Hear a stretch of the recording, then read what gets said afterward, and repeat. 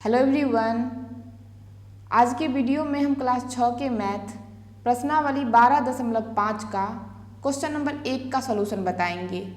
तो चलिए शुरू करते हैं क्वेश्चन नंबर 1 से। क्वेश्चन नंबर 1 है, निम्नलिखित में कौन से कथन समीकरण है।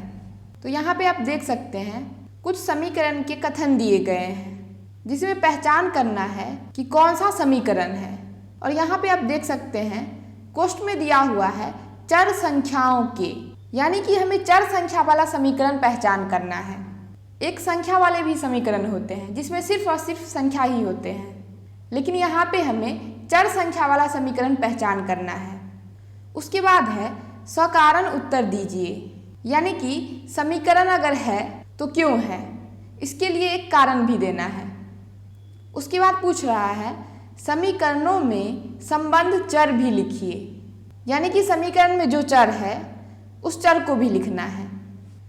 तो हम पहला का ए से शुरुआत करते हैं। पहला का ए है 15 बराबर x प्लस 18। अब इसमें हमें पहचान करना है कि ये समीकरण है या नहीं है। तो समीकरण होने के लिए बराबर का चिन्ह होना चाहिए एवं एक चर भी होना चाहिए। और इस क्वेश्चन में दे दिया गया है कि चर संख्या वाले समीकरण ही पहचान करना है। यहाँ पे आप देख सकते हैं क्वेश्चन के अंदर लिखा हुआ है चर संख्याओं के। तो समीकरण होने के लिए बराबर का भी चिन्ह होना चाहिए एवं एक चर भी होना चाहिए। तो यहाँ पे आप देख सकते हैं यहाँ पे बराबर का भी चिन्ह है और एक चर भी दिया गया है। चर के रूप में x दिया हुआ है, तो यहाँ पे बराबर का भी चिन्ह दिया हुआ है और एक चर भी है। तो ये समीकरण होगा। तो यहाँ पे हम लिख देंगे ये समीकरण है और इसमें चर भी लिखना है। तो चर देखिए क्या है, तो यहाँ पे चर के रूप में x दिया हुआ है, तो चर बराबर हम लिख देंगे x। और यहाँ पे सकारण उत्तर भी देना था, तो आप इस प्रकार से सकारण में लिख दीजिएगा यह समीकरण है, क्योंकि समीकरण में बराबर का चिन्ह है एवं चर भी है, इसलिए ये समीकरण है। तो पहला का ए हो गया। अब हम पहला के बी में चलते हैं।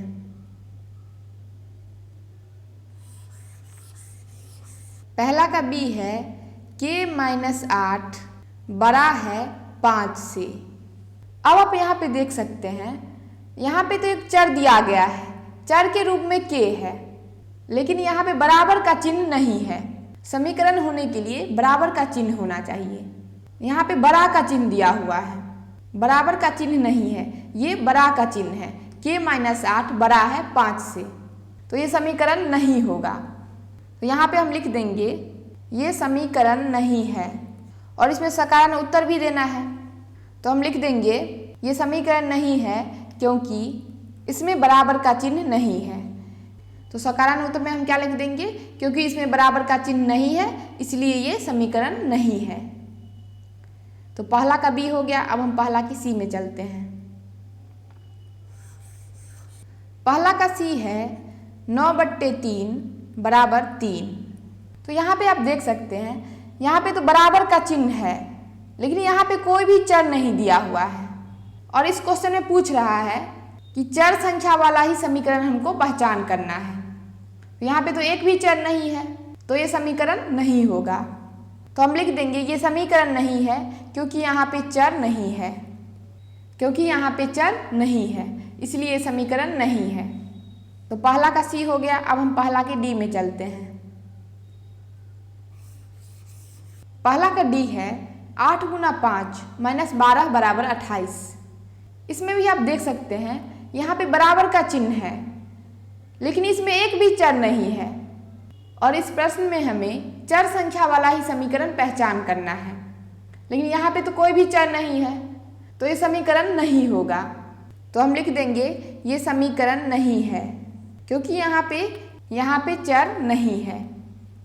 तो इस प्रकार से पहला का डी में हम लिख देंगे ये समीकरण नहीं है क्योंकि यहाँ पे चर नहीं है। तो पहला का डी हो गया। अब हम पहला की ई में चलते हैं।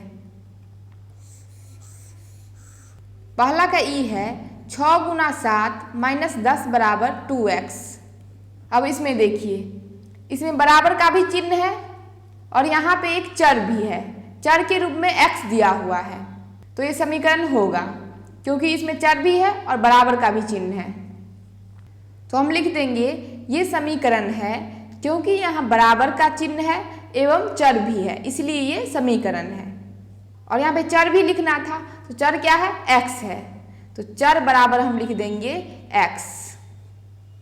तो पहला का ई हो गया। अब हम पहला के f में चलते हैं।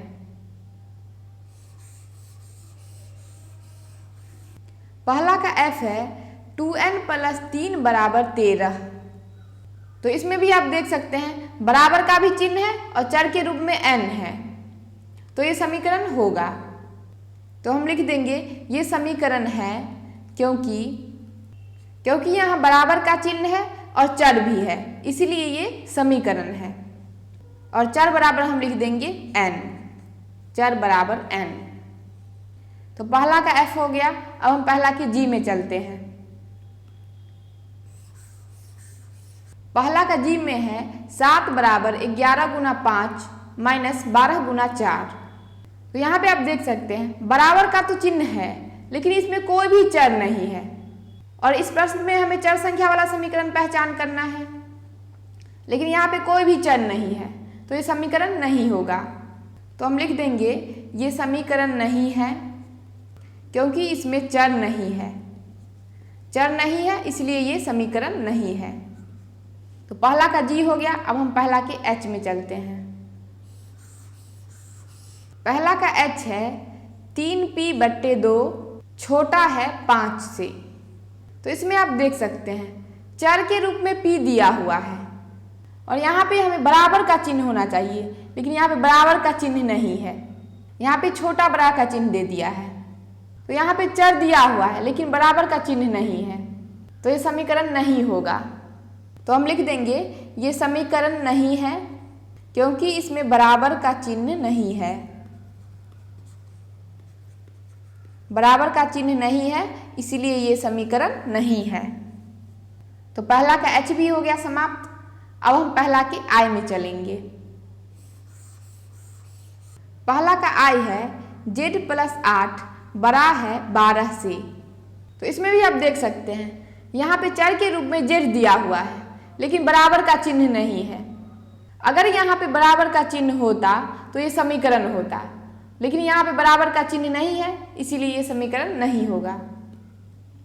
तो हम लिख देंगे ये समीकरण नहीं है क्योंकि यहाँ बराबर का चिन्ह नहीं है। तो पहला का i हो गया समाप्त। अब हम पहला के j में चलते हैं। पहला का j है 7 - x = 5। यहाँ पे आप देख सकते हैं चर के रूप में x दिया हुआ है और बराबर का भी चिन्ह है, तो यहाँ पे बराबर का भी चिन्ह है और चर के रूप में x भी है, तो ये समीकरण होगा।